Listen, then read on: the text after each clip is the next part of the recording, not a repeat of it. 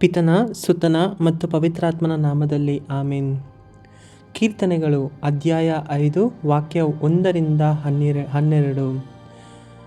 ಉದಯ ಆರಾಧನೆ. ಕಿವಿಗೊಡು ಪ್ರಭು ಎನ್ನ ನುಡಿಗೆ, ಬಗೆಗೊಡು ಎನ್ನಾತ್ಮದ ಮೊರೆಗೆ. ಎನ್ನರಸನೇ ದೇವನೇ, ಮಾಡುವೆ ನಿನಗೆ ಪ್ರಾರ್ಥನೆ.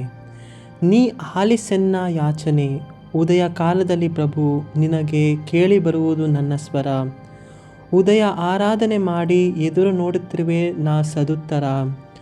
ದುಷ್ಟತನಕ್ಕೆ ದೇವ ನಿನಗಿಲ್ಲ ಒಲವು, ಕೆಟ್ಟತನಕ್ಕೆ ನಿನ್ನ ಬಳಿಯಿಲ್ಲ ನಿಲುವು.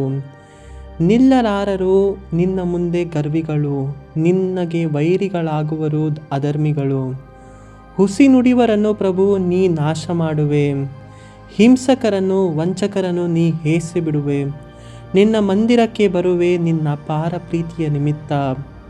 ಭಕ್ತಿಯಿಂದ ಅಡ್ಡ ಬೀಳುವೆ ನಿನ್ನ ಪವಿತ್ರಾಲಯದತ್ತ. ಶತ್ರುಗಳು ಮುತ್ತಿಹರು, ಸತ್ಯ ಪಥದಲ್ಲಿ ನಡೆಸೆನ್ನನು. ನೇರ ಮಾಡೆನಗೆ ದೇವ ನಿನ್ನ ಸರಿ ಮಾರ್ಗವನ್ನು. ಅವರ ಬಾಯಲ್ಲಿ ಹುಸಿ ನುಡಿ, ಹೃದಯವಾದರೂ ವಿನಾಶದ ಶರದಿ. ಅವರ ಜಿಹೆಯಲ್ಲಿ ಮುಖಸ್ಥಿತಿ, ಕಂಠವಾದರೂ ತೆರೆದ ಸಮಾಧಿ. ಅಪರಾಧಿಗಳೆಂದು ಹೇ ದೇವ ನಿರ್ಣಯಿಸಿಬಿಡು. ಅವರ ಮೋಸದ ಪಾಶದಲ್ಲೇ ಅವರನ್ನು ಸಿಕ್ಕಿಸಿಬಿಡು. ಅವರನೇಕ ಪಾಪಗಳಿಗಾಗಿ ಅವರನ್ನು ದಬ್ಬಿಬಿಡು. ಅವರನ್ನು ನಿನ್ನ ವಿರುದ್ಧ ದಂಗೆ ಎದ್ದವರು ನೋಡು.